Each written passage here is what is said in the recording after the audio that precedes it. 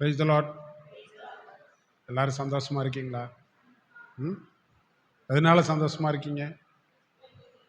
ஆ சரி சரி. எதனால சந்தோஷமா இருக்கு?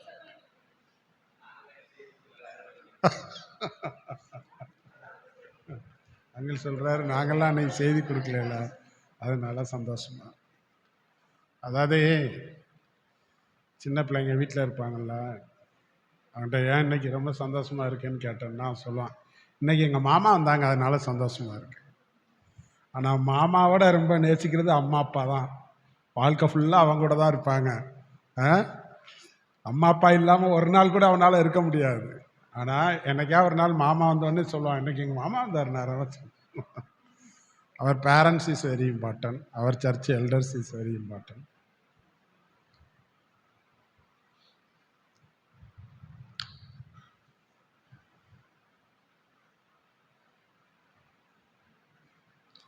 நீங்கள்லாம் வாலிப வயசு இல்லையா? வாலிப வயசு. சிலர் படிக்கிறீங்க, சிலர் வேலைக்காக ட்ரை பண்ணுறீங்க. வேலை செய்கிறவங்க இதை விட ஒரு நல்ல வேலை ஏசப்பா எனக்கு தரணும் அப்படின்னா எதிர்பார்க்குறீங்க.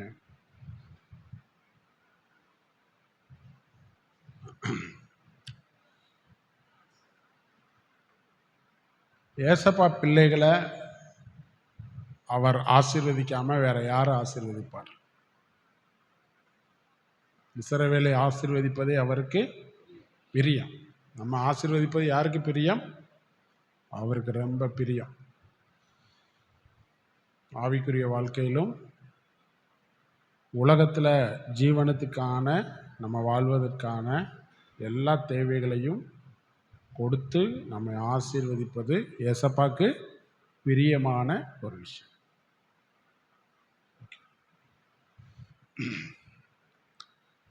ஸோ உங்களுடைய எதிர்பார்ப்புகளை தேவன் நிறைவேற்ற விரும்புகிறார். உங்களுடைய எதிர்பார்ப்புகளை தேவன் நிறைவேற்ற விரும்புகிறார். ஓகே.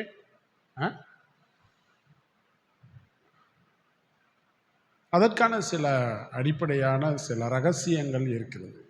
தேவனுடைய பிள்ளைகளை தேவன் ஆசீர்வதிப்பதற்கு பல ரகசியங்கள் இருக்கிறது.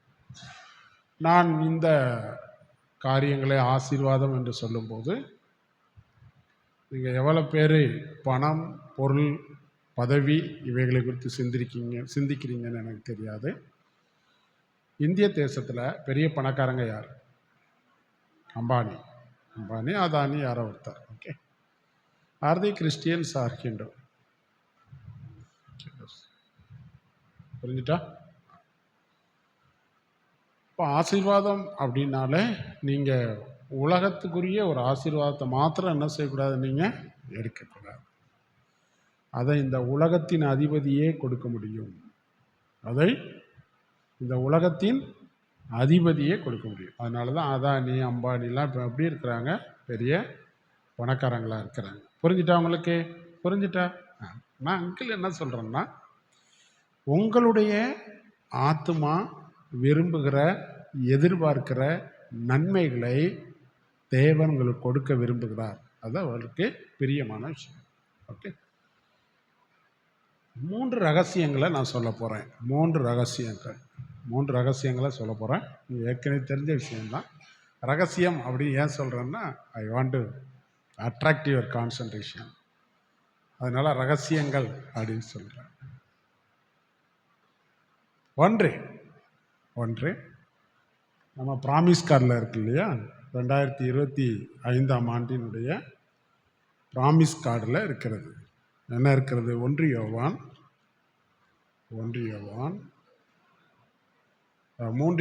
1ஆம் அதிகாரம் 3ஆம் வசனம். 3 யோவான் 1ஆம்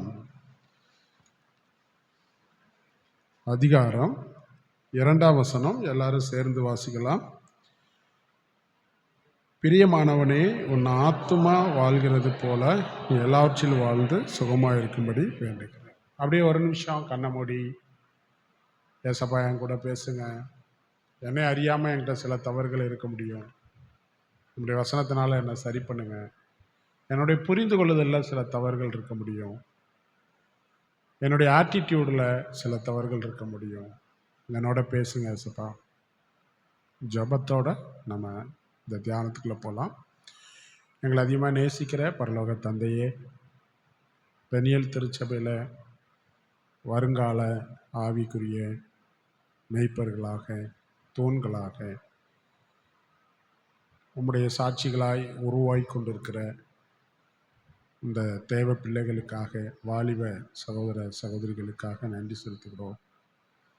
உயிர்த்தெழுந்த ஆண்டவராக இயேசு கிறிஸ்துவின் அம்பார தூணியில் இவர்களெல்லாம் அம்புகளாய் துளக்கப்பட வேண்டும்.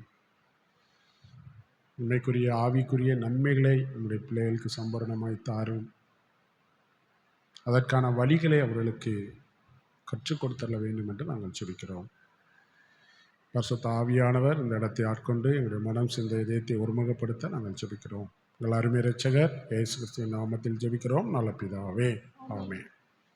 முதலாவது, பிரியமானவனே, உன் ஆத்துமா வாழ்வது போல நீ எல்லாவற்றிலும் வாழ்ந்து சுகமாக இருக்கும்படி வேண்டுகிறேன். உங்கள் ஆத்மாவை எத்தனை பேர் பார்த்துருக்கீங்க? யாராவது உங்கள் ஆத்மாவை பார்த்துருக்கீங்களா? உங்கள் வீட்டில் கண்ணாடி இருக்கல, காலையில் எத்தனை பேர் கண்ணாடி பார்த்தீங்க சர்ச்சுக்கு வர்றதுக்கு முன்னாடி? எல்லாரும் எல்லாரும் எல்லாம். அந்த கண்ணாடியில் ஆத்மாவை பார்த்தீங்களா? பார்க்கவில்லை. நாம் தான் அந்த ஆத்மா. அந்த ஆத்மாவை இதுவரை நான் பார்த்ததே கிடையாது. புரியுது உங்களுக்கு? நம்ம சரீரம் தான் நமக்கு தெரியும்.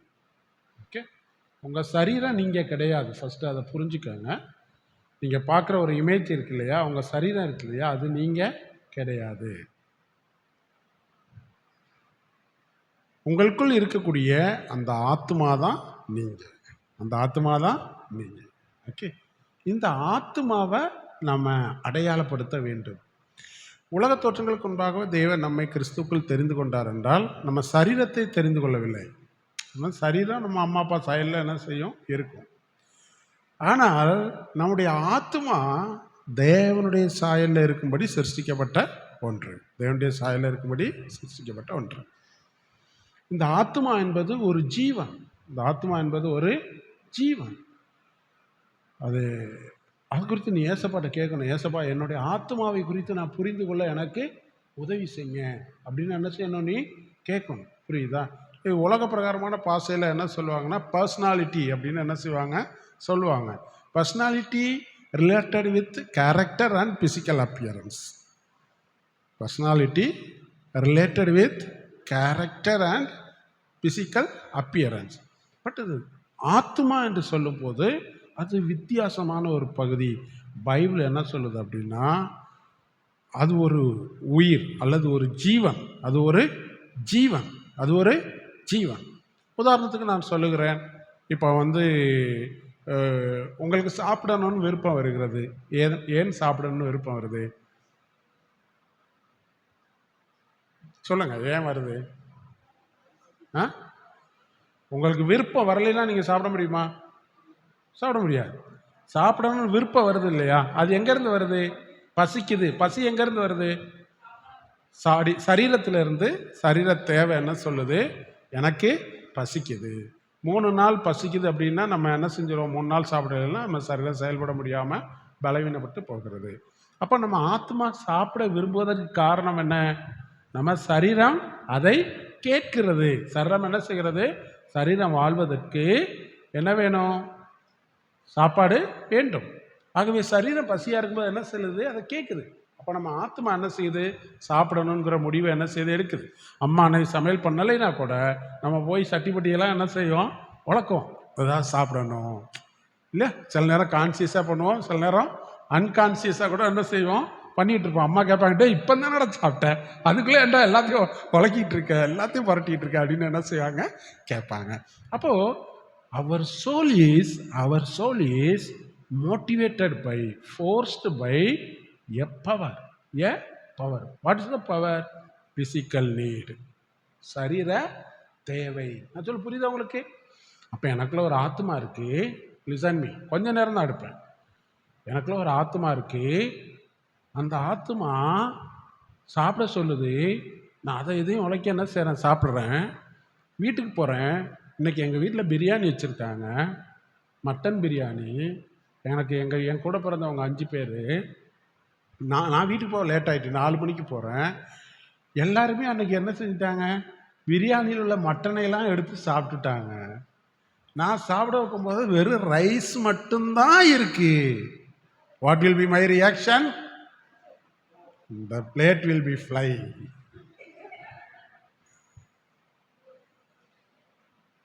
Is it true or not? S.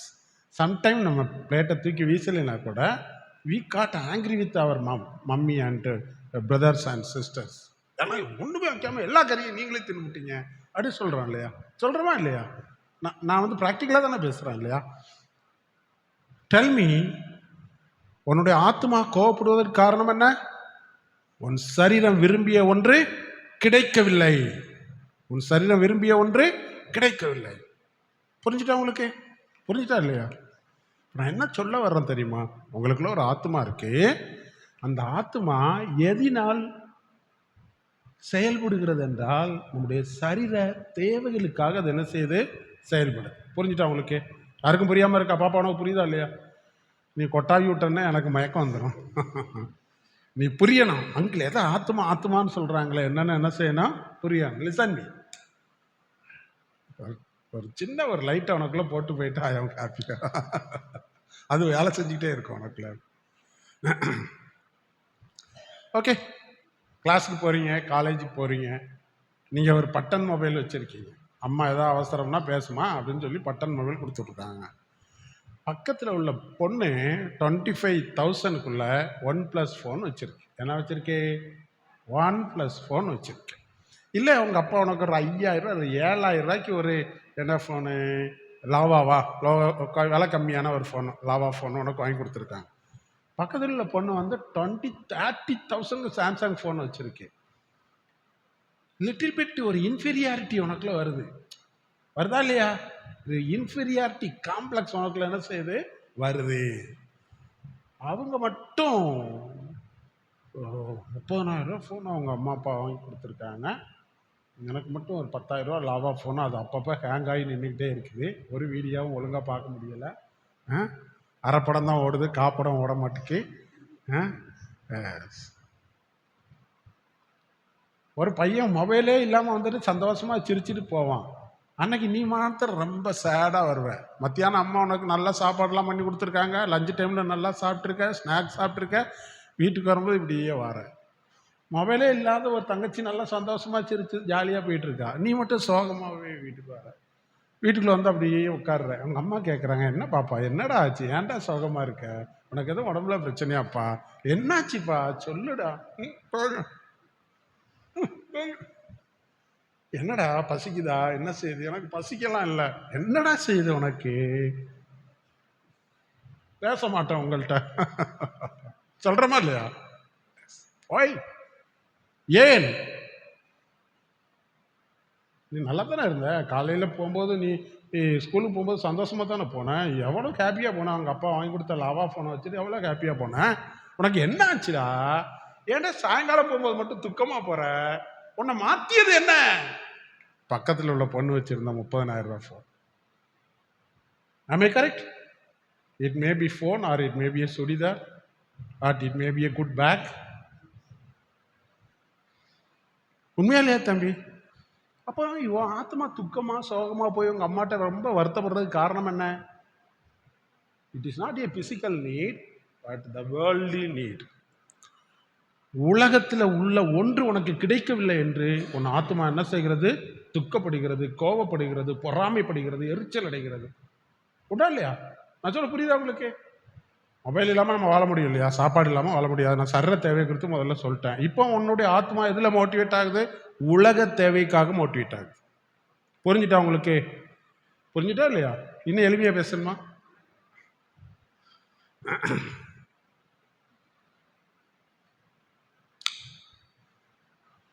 when I was young, நான் 20 years எனக்கு இருக்கும்போது ஓரளவுக்கு பார்க்க நல்லா பரவாயில்லாமல் தான் இருப்பேன்.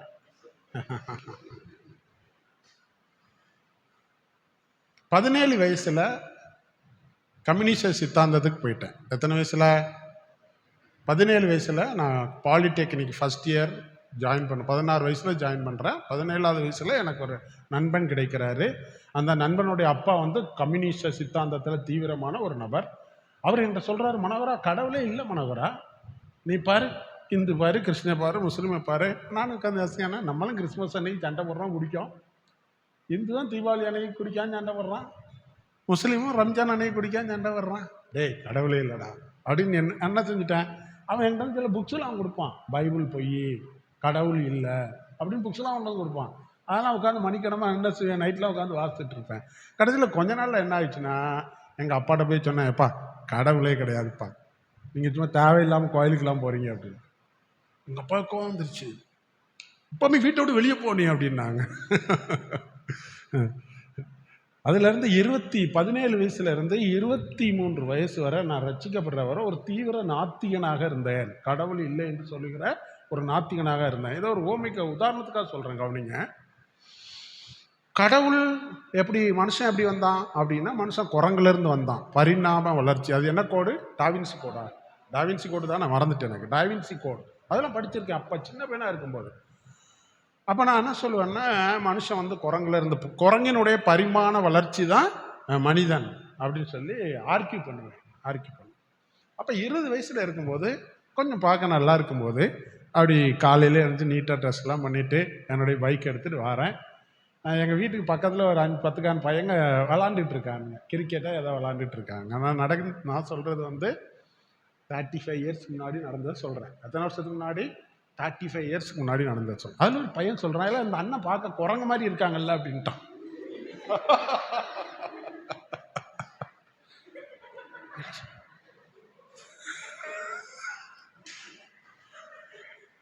திரும்பி பார்க்குறேன், தயவுசெய்து எனக்கு கவனி, திரும்ப பார்க்குறேன், பார்த்துட்டு எல்லாரும் என்ன சிரிக்கிறாங்க.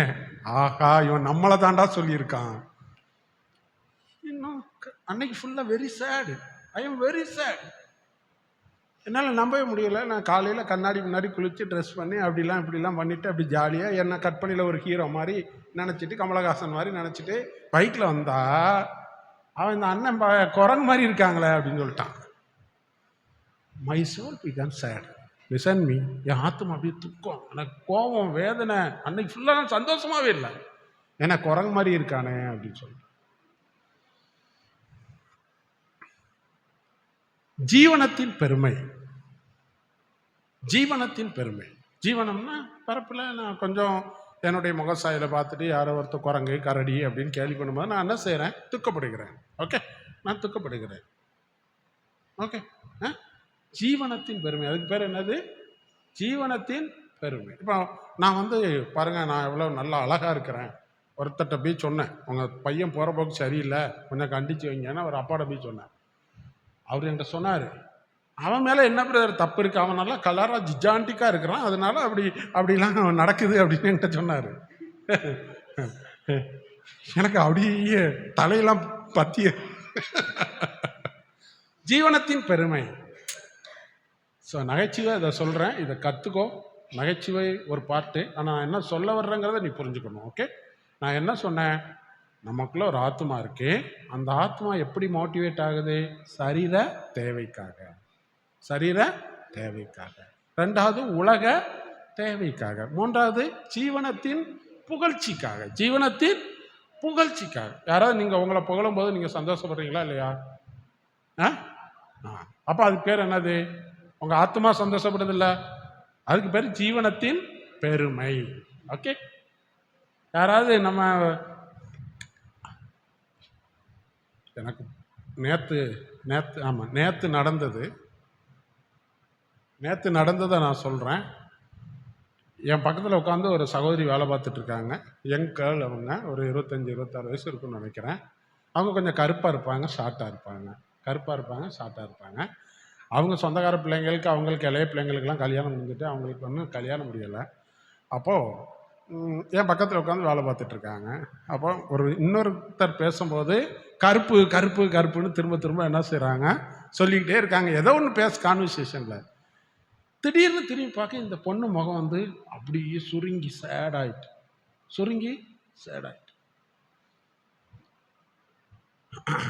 இன்னொரு பொண்ணு எனக்கு தெரியும், அந்த பொண்ணு வந்து அவங்க வீட்டில் அந்த பொண்ணுக்கு பேர் என்ன தெரியுமா? அது இந்து ஃபேமிலி. இப்போ சொல்கிற பொண்ணு கிறிஸ்தவ ஃபேமிலி அப்பமா சொன்னது. இப்போ சொல்கிற இந்து பொண்ணு. அந்த பொண்ணுக்கு அவங்க வீட்டில் பேர் என்ன தெரியுமா? அவள் சாதகம் இருக்குது பார்த்தீங்களா? அந்த சாதகத்தை பார்த்து அவளுக்கு என்ன சொல்லிட்டாரு சோசியக்காரரு? இவருக்கு 7.5 சனி இருக்குன்னு சொல்லிட்டாரு. என்ன சொல்லிட்டாரு? 7.5 சனி இருக்கு, இதுக்கு இதுக்கு கல்யாணமும் நடக்காது அப்படி இப்படின்னு என்ன தெரியுமா சோசியக்காரன் சொல்லிட்டான். அது என்கிட்ட சொல்லிச்சு, நான் ஒரு 7.5 சனி பிரதர், சாரி எங்கள் வீட்டில் எல்லாருமே 7.5 சனின்னு சொல்லுவாங்க. I am telling you, not for just joke, but you have to understand what is the theme.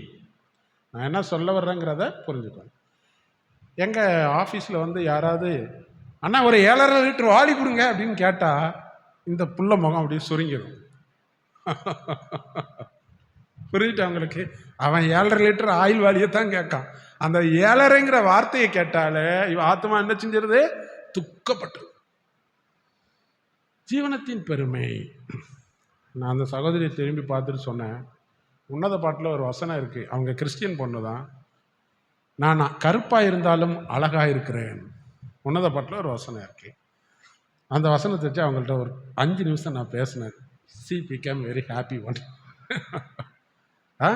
I delivered her soul from the bondage of ஜீவனத்தின் பெருமை, ப்ரைட் ஆஃப் திஸ் வேர்ல்டு இல்லையா? அதிலிருந்து அவங்க ஆத்மா என்ன செஞ்சுட்டேன்? விடுதலை ஆக்கணும்னு எங்கள் முகம் என்ன செஞ்சுட்டு அவ்வளோ பிரகாசமாக மாறிட்டு. நான் சொன்னேன், நம்ம ஆத்மா தான் இருக்கிறதுலே கருப்பானது. நம்ம ஆத்மா எப்போ பரிசுத்தமாக வாழுதோ அப்போ நம்ம அவருக்கு அழகானவங்க, பிரியமானவங்கன்னு பல வசனங்களை எடுத்து சொல்லும்போது she is very happy. உங்களுக்குள்ள யாருக்காவது அந்த குறை இருக்கா? நான் கொட்டையாக இருக்கேனே, நெட்டையாக இருக்கேனே, எனக்கு பல்லு நீண்டுகிட்டு இருக்கேன். நான் ரட்சிக்கப்பட்ட பின்னாடி நான் அதெல்லாம் யோசித்து பார்த்தேன். இதெல்லாம் தேவனுடைய செயல். என்ன தெரியுமா யோசித்தேன்? மனுஷன் குரங்குல இருந்து வந்தான்னு எவ்வளோ பெருமையாக நம்ம பேசணும். ஆனால் என்னை பார்த்து இவன் குரங்கு மாதிரி இருக்காங்கன்னா எனக்கு எவ்வளோ கோவம் வரும். அவன் நான் பேசின பிலாசபி தப்பு தானே? தப்பா இல்லையா?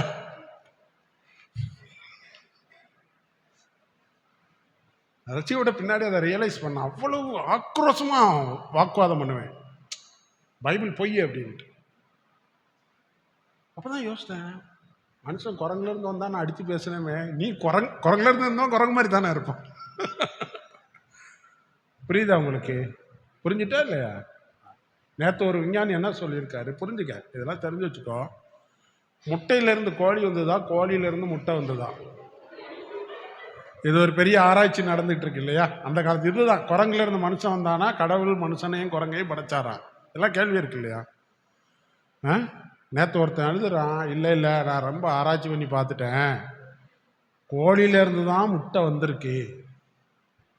அப்போ என்ன சொல்ல வரான்? கோழியை படைச்சது ஒரு நபர், யாரோ ஒருத்தர் படைச்சிருக்காரு.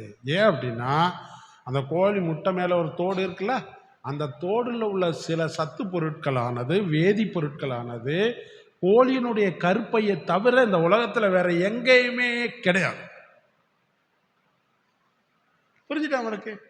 அப்புறம் இன்னொரு விஞ்ஞானி போன வாரம் சொல்லியிருக்காரு, அவர் பேர் எனக்கு தெரியல. அவர் சொன்னார், நான் அடித்து சொல்லுகிறேன், கடவுள் என்ற ஒரு சக்தி இருக்கவே செய்கிறது. அவர் அது சொன்ன காரணம் என்ன தெரியுமா? நான் இந்த பிரபஞ்சத்தை பல ஆண்டுகளாக ஆராய்ச்சி பண்ணிகிட்டு இருக்கேன். வானியல் ஆர்கியாலஜி தானே அவர் பேர், என்னது ஆர்கியாலஜி சயின்டிஸ்ட் அவர். இந்த பிரபஞ்சத்தை நான் ஆராய்ச்சி பண்ணிக்கிட்டு இருக்கிறேன். Astrology scientist. அவர் சொல்கிறாரு ஒரு வார்த்தை, ரொம்ப கவனமாக கேளுங்க அந்த வார்த்தை. நான் அதை வாசித்தேன். நான் இந்த பிரபஞ்சத்தை ஆராயிறேன், எப்படி இது எல்லாமே அப்படி ஒரு ஏதோ ஒரு சக்திக்குள்ள கட்டுப்பட்ட மாதிரி ஒழுங்கும் கிரமமாக ஓடுது. அவர் சொல்றாரு, நான் ஆராய்ச்சி பண்ணும்போது யாரோ ஒருத்தர் நுணுக்கமா எல்லாத்தையுமே செஞ்சிருக்காங்க. இந்த கோடி நட்சத்திரங்கள் எல்லாமே ஒழுங்கும் கிரமமாக ஓடுது. யாரோ ஒரு நுணுக்கமான ஒருத்தரால தான் அது செய்யப்பட முடியும். இயற்கை அப்படி நடக்கவே வாய்ப்பு இல்லை. புரிஞ்சுட்டா? சங்கீதம் 99:19 இருக்கு இல்லையா? அது தன் பாதையில நியமிக்கப்பட்ட பாதையில் என்ன செய்து ஓடுது.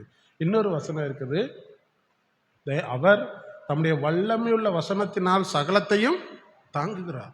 You know that? 1,00,000 ஒளியாண்டுகளுக்கு அப்புறம் போய் பாரு, அங்கே ஒரு நட்சத்திரம் சுற்றிக்கிட்டு இருக்கு அப்படின்னா அது ஒரு ஆர்பிட்டில் சுற்றுது. ஒரு ஆர்பிட்டில் சுற்றிக்கிட்டு இருக்கு. ஏன் தெரியுமா? அந்த ஆர்பிட் விட்டு விலக மாட்டுக்கே.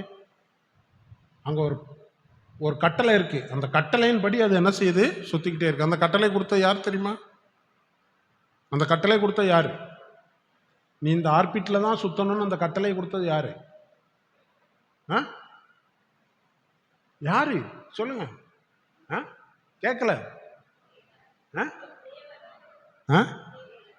தேவன்.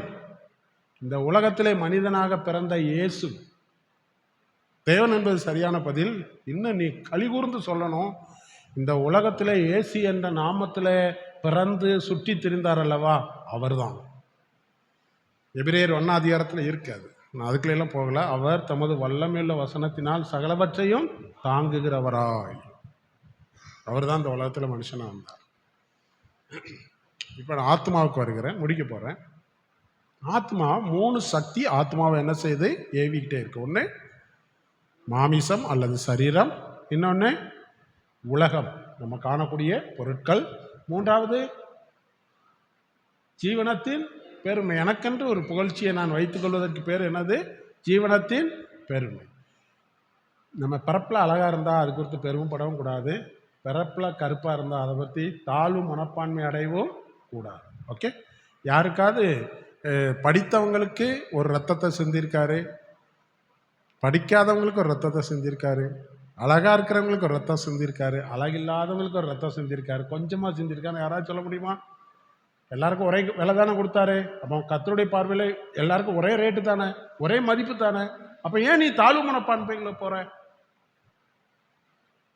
You have to praise God for your body also. எத்தனை பேர் உங்கள் சரீரத்துக்காக தேவனை ஸ்தோத்திரம் பண்ணுறீங்க? எவ்வளோ நாள் ஆச்சு? சரீரத்துக்காக தேவனை ஸ்தோத்திரம் பண்ணு. ஆண்டவரே எனக்கு கொடுத்த கண்ணுக்காக ஸ்தோத்திரம், வாய்க்காக ஸ்தோத்திரம், பல்லுக்காக ஸ்தோத்திரம், இதயத்துக்காக ஸ்தோத்திரம். போன வாரம் கறிக்குழம்பு சாப்பிடும்போது நான் இப்படி ஒரு ப்ரேயர் பண்ணேன். சாப்பிட்றதுக்கு முன்னாடி, சாப்பிட்றதுக்கு முன்னாடி ஸ்தோத்திரம் பண்ணிட்டு சாப்பிட்டுட்டேன். சாப்பிட்டதுக்கப்புறம் ஒரு மன்னிப்பு கேட்டேன். யார்கிட்ட தெரியுமா? யார்கிட்ட மன்னிப்பு கேட்டேன் தெரியுமா? என் ஒய்ஃப்டியா?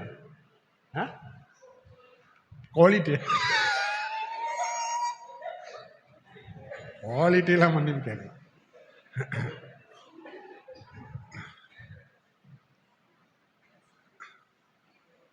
இந்த தங்கச்சி இப்படி சொன்னனால நான் அதை சொல்கிறேன். நான் நடந்ததெல்லாம் சொல்கிறீங்க, எனக்கு ஆச்சரியமாக இருக்குது. எங்கள் வீட்டில் களி நண்டு சாப்பிட்ருக்கீங்களா? நண்டு, இவ்வளோ பெரிய நண்டு சாப்பிட்ருக்கீங்களா? யாருமே சாப்பிட்ருக்க மாட்டேங்க. தம்பி சாப்பிட்ருக்கீங்களாப்பா? இவ்வளோ பெரிய நண்டு கடையில் விற்க, உங்கள் ஊரில் கடையில் விற்கிற நண்டு சாப்பிட்ருப்பீங்க. இவ்வளோ பெரிய நண்டு இருக்குது, அதுக்கு பேர் களி நண்டுன்னு நாங்கள் சொல்லுவோம். ஓகே, 1 கிலோ 2000 ரூபா அது. ஓகே, எங்கள் வீட்டில் திடீர்னு எஸ்தர் சொல்கிறாப்புல 1200 ரூபாய்க்கு நண்டு வாங்கியிருக்கேன்னா, இவ்வளோங்க நண்டு, இவ்வளோ பெருசு இல்லை, இவ்வளோ பெரிய நண்டில் 2 சின்ன சின்ன நண்டு வாங்கியிருக்காங்க. அது கால் மட்டும் இவ்வளோ பெருசாக இருக்கும், கடிச்சதுன்னா விரல் துண்டாயிரும். அவர் கயிறுலாம் வச்சு கட்டி கொடுத்துருக்காங்க, உயிரோட கொடுத்துருக்காங்க. அப்போ என் பையன் பயப்படுறான். அப்போ நான் இந்த நண்டை அவனுக்கு நண்டு பிடிக்கும், இந்த நண்டை இப்போ உனக்கு நான் இது பண்ணி பாயில் பண்ணி தரப்போகிறேன்னா சரிப்பா அப்படின்னா, அதை அந்த கைத்தையெல்லாம் வெட்டிட்டு 2 காலையும் ஒடிச்சு மடமடன்னு எல்லா காலையும் உடைக்கும் போது ஐ ப்ரேட் காட், நண்டே என் மேலே கோவப்பட்டுக்காத. நான் அதை சொன்னேன், நேற்று நடந்து சொல்கிறேன், என் மேலே கோவிச்சுக்காத, உன்னை இப்படி கஷ்டப்படுத்துகிற எனக்கு பாவமாக தான் இருக்குது, ஆனால் நான் சாப்பிடணும்னு சொல்லி தான் 1 hour படைச்சிருக்கேன். நான் சாப்பிடணும்னு சொல்லித்தான் 1 hour என்ன செஞ்சிருக்காரு? படைச்சிருக்காரு. நீ என்னை கோவிச்சுக்காத. நான் ரொம்ப விருப்பமாக சாப்பிடுவேன், ஆனால் நேற்று எனக்கு சாப்பிட மனசு வரல, என்னால் முடியலை, அது துடிக்காத உடைச்சி சாப்பிட்டு. குவாலிட்டியாக மன்னிப்பு கேட்கல, God given to me. Okay, I ask forgiveness with my heart. எனக்குள்ள ஒரு இதயம் இருக்குது பற்றியா, ஹார்ட் இருக்குல்ல, ஃப்ளஷ்லி ஹார்ட். அந்த ஹார்ட்டிட்ட கேட்டேன், ஐ எம் சாரி, கொஞ்சம் மட்டன் கூட சாப்பிட்டுட்டேன், என்னை மன்னிச்சுக்கோ, நான் உன்னை கஷ்டப்படுத்திட்டேன், என்னை மன்னிச்சுக்கோ.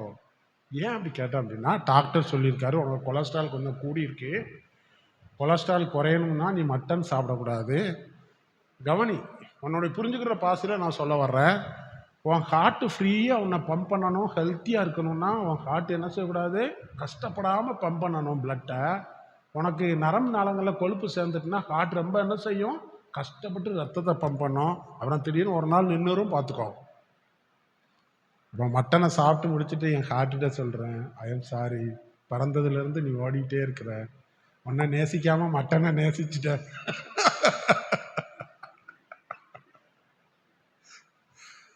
ஐ ஆம் ஸ்பீக்கிங் அபவுட் சோல். நான் ஆத்மாவை குறித்து பேசி கொண்டிருக்கிறேன். அப்போ இந்த வசனம் என்ன சொல்லுகிறது? பிரியமானவனே, உன் ஆத்மா வாழ்வது போல. அப்போ இந்த உலகத்தில் மனித ஆத்மா என்ன செய்கிறது? மாம்ச இச்சை, கண்களின் இச்சை, உலகம், ஜீவனத்தின் பெருமையினால தூண்டப்படுகிறது. இந்த உலகத்தில் நீங்கள் டெய்லி செய்தி வாசிக்கிறீங்களா? இங்கே கொலை நடந்துட்டு, இங்கே விபச்சாரம் நடந்துட்டு, இங்கே களவு நடந்துட்டு, இங்கே தற்கொலை நடந்துட்டுன்னு வாசிக்கிறோம் இல்லையா? What is the reason?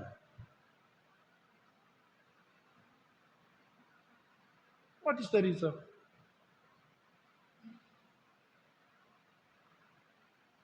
சொல்லுங்க. பாடம் எடுத்து நீங்க தான் பதில் சொல்லணும். சரீர இச்சையின்படி சிலர் என்ன செய்றாங்க? அந்த தவறை செய்றாங்க. உலக புகழுக்காக, ஜீவனத்தின் பெருமைக்காக சிலர் அந்த தவறை என்ன செய்றாங்க? செய்றாங்க. புரியுதா உங்களுக்கு? அதுதானே இந்த உலகத்தில் உள்ள பிரச்சனைக்கெல்லாம் காரணம். உண்டா இல்லையா? இதுதான் உண்மை. இதை புரிஞ்சுக்கோ, இதை புரிஞ்சுக்கோ. 6 வருஷத்துக்கு முன்னாடி, 7-8 வருஷத்துக்கு முன்னாடி ஒரு பையன் ஒரு பொண்ணை லவ் பண்ணுறான். 2 பேருமே அழகாக தான் இருக்கிறாங்க. கல்யாணம் முடிச்சு குழந்தை பெற்றுக்கிட்டான்.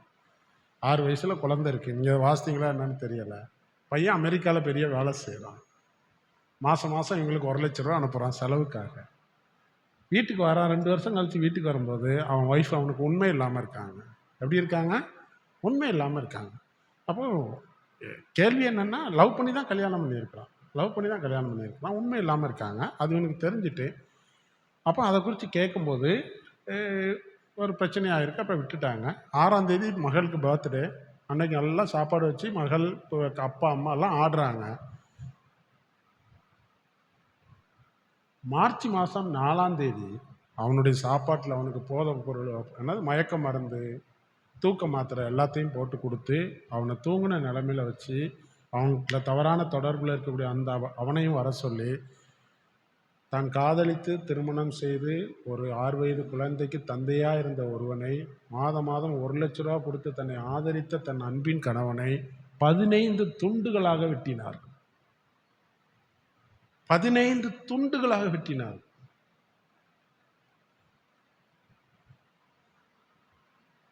வாசிக்கல யாருமே? வாசிக்க. நீ சம்பவமா வாசிக்கிற. You should understand that incident spiritually. இந்த பெண்ணுக்கு என்ன ஆச்சு? இவ ஆத்மா எதினால் அப்படி நடத்தப்பட்டது? மாமிச இச்சை. அண்டர்ஸ்டாண்ட்? நம்ம ஒரு பாட்டு படிப்போம் தெரியுமா? மாமிச ஆசையில் சிக்கல் உண்டு, சிக்கல் உண்டு, சிக்கல் உண்டு. இல்லை, என்ன சிக்கல் தெரியுமா? இதுதான். இன்னைக்கு 6 வயசு குழந்தைய நிராதரவாய் அனாதையாய் விட்டுட்டு 2 பேர் எங்க இருக்கிறாங்க? ஜெயிலுக்குள்ள இருக்காங்க. அப்போ இந்த உலகம் எதனால இயங்குது அப்படின்னா, மாமிச இச்சை, கண்களின் இச்சை, ஜீவனத்தின் பெருமை. இந்த மூன்றிலிருந்து நம்ம விடுவித்து நம்ம ஆத்மாவை வாழ வைக்கிறதுக்கு தான் ஏசப்பா இந்த உலகத்தில் வந்தாங்க. மனிதன் உலகம் முழுவதையும் ஆதாயப்படுத்தி கொண்டாலும் தன் ஆத்மாவை நஷ்டப்படுத்தினால் அவனுக்கு லாபம் என்ன? அப்போ யோவான் என்ன சொல்றாரு? பிரியமானவனே, உன் ஆத்மா வாழ்வது போல. இப்போ ஆத்மா வாழ்வது போல அப்படின்னா, ஆத்மா கிறிஸ்துவினாலே வாழ்வது போல, கிறிஸ்துவின் ஜீவனை கொண்டு வாழ்வது போல நீ எல்லாவற்றிலும் வாழ்ந்திருக்கணும். புரிஞ்சுட்டா உங்களுக்கு? அவருடைய ஆடுகள் உள்ளும் புறம்பும் மேய்ச்சலை கண்டடையும். பைபிள் வசனம் இருக்கு இல்லையா? உள்ளுன்னா ஆவிக்குரிய வாழ்க்கை, வெளியேனா இந்த உலகத்தில் வாழ்வதற்கான தேவைகள். இது 2ஐயும் தேவன் நீ விரும்புகிற ஒன்றமாக கொடுக்க விரும்புகிறார். ஆனால் அடிப்படை என்ன?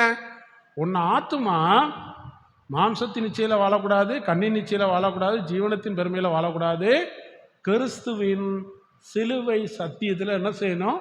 வாழணும். அதைத்தான் அங்கிள் காலையில் சொன்னார். அருமையான வசனம். விருத்த சேதனம். விருத்த சேதனம். விருத்த சேதனம் என்னது? நுனித்தோலை விருத்தம் செய்வது. பழைய ஏற்பாட்டில் விருத்த சேதனம்னா ஆண்களுக்கு மட்டும்தான் என்ன செய்வாங்க? விருத்த சேதனம் பண்ணுவாங்க. புதிய ஏற்பாட்டில் இதயத்தை என்ன செய்றாரு? விருத்த சேதனம் என்ன சொல்றாரு?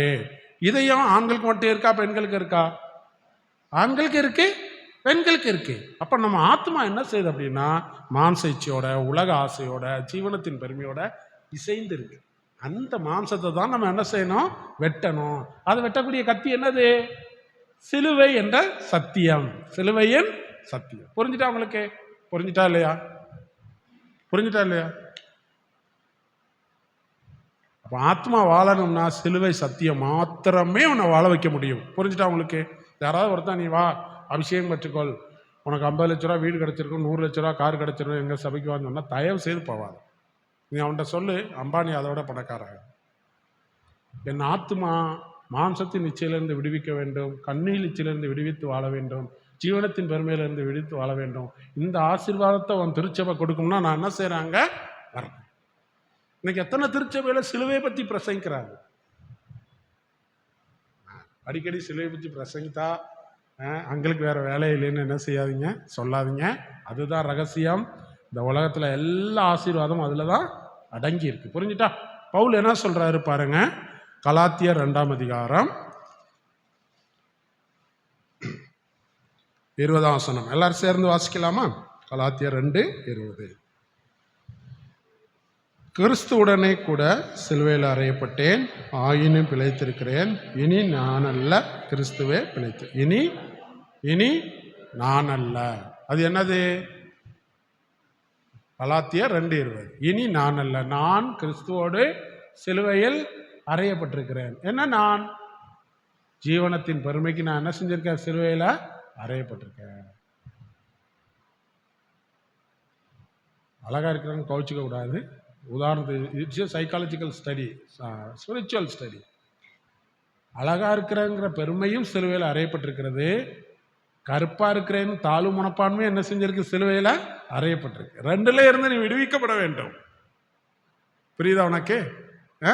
விடுவிக்கப்பட வேண்டும். நான் கிறிஸ்துவோடு சிலுவையில் அறையப்பட்டிருக்கேன். இந்த சத்தியத்தை அப்போஸ்தலனாகிய பவுலுக்கு தேவன் வெளிப்படுத்தினார். சிலுவையில் என்ன செஞ்சேன் அப்படிங்கிறத என்ன செய்தாரு? வெளிப்படுத்தினார். ஓகே, ஆத்மா வாழணும்னா நீனும் நானும் சிலுவையில் அறையப்படணும். அதனாலதான் ஏசப்பா சொன்னாங்க, ஒருவன் என்னை பின்பற்றி வர விரும்பினால் தன்னைத்தான் வெறுத்து தன் சிலுவை எடுத்துக்கொண்டு என்னை பின்பற்றுகிறான். புரிஞ்சுட்டா? ஏன் ஏசப்பா சொன்னாங்கன்னு புரிஞ்சுட்டா? ஆத்மா வாழணும். ஆத்மா என்ன செய்யணும்? வாழணும். புரிஞ்சுட்டா உங்களுக்கு? Okay, good. கலாத்தியர் 5ஆம் அதிகாரம் 24ஆம் வசனம். எல்லாரும் சேர்ந்து, கிறிஸ்துவினுடையவர்கள் தங்கள் மாம்சத்தையும் அதன் ஆசை இச்சைகளையும் சிலுவையில் அறைந்திருக்கிறார்கள். புரிஞ்சுட்டா? ஆத்மா வாழணும். புரிஞ்சுட்டா? இன்னொரு வசனம், கலாத்தியர் 5ஆம் அதிகாரம் 14ஆம் வசனம். 6:14. நானும் நம்முடைய கர்த்தராகிய இயேசு கிறிஸ்துவின் சிலுவை குறித்து அல்லாமல் வேறொன்றையும் குறித்து மேன்மை பாராட்டாதிருப்பானாக. அவரால் உலகம் எனக்கு சிலுவையில் அறையுண்டிருக்கிறது, நானும் உலகத்திற்கு சிலுவையில் அறையுண்டிருக்கிறேன். புரிஞ்சுட்டா? உலகம் சிலுவையில் அரைஞ்சிருக்கா இல்லையா? பக்கத்து பொண்ணு என்ன சுடிதார் போட்டிருந்தா என்ன, எவ்வளோ மொபைல் வச்சிருந்தா என்ன, அது ஒன்றை பாதிக்கலாமா? நீ அதற்கு மரித்திருக்கிறாய், அதற்கு நீ சிலுவையில் அறையப்பட்டிருக்கிறாய். இதை பயிற்சி செய்யணும். நீ இதை பயிற்சி செஞ்சினா உன் ஆத்மா யாரால நடத்தப்படும் தெரியுமா? 2 கொரிந்தியர் 5ஆம் அதிகாரம். 2 கொரிந்தியர் 5ஆம் அதிகாரம்.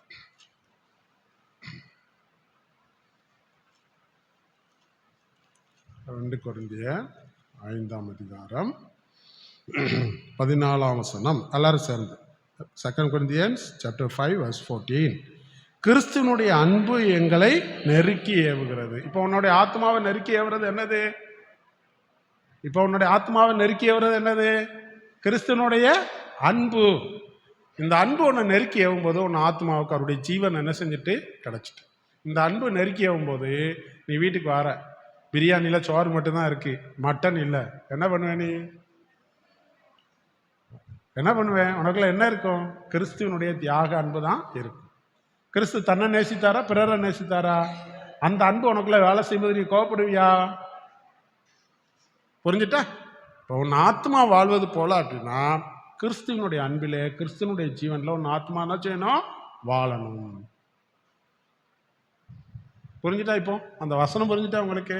அதுக்கு அடிப்படையாக இருப்பது சிலுவையின் சத்தியத்தை நம்முடைய வாழ்க்கையில் கைக்கொள்ளணும். நீ ஆவிக்குரிய வாழ்க்கையிலையும் உலக வாழ்க்கையிலையும் நீ உயர்த்தப்படுவதை, ஆசீர்வதிக்கப்படுவதை ஒருவரும் தடை செய்யவே முடியாது. நீ கேட்பதற்கும் நினைப்பதற்கும் அதிகமாய் வேண்டிக் கொள்வதற்கும் அதிகமாய் உனக்கு செய்ய வல்லமை உள்ளவர். எப்பொழுது? If you love truth of cross, the doctrine of cross, if you practice the death of Christ in your personal life, it will give you life and blessing. Understand? இப்போ யாருமே நான் துக்கமாக பார்க்க விரும்பலை, சந்தோஷமாக பார்க்க விரும்புகிறேன். எல்லா தேவைகளையும் சந்திப்பார், எல்லா தேவைகளையும் சந்திப்பார்.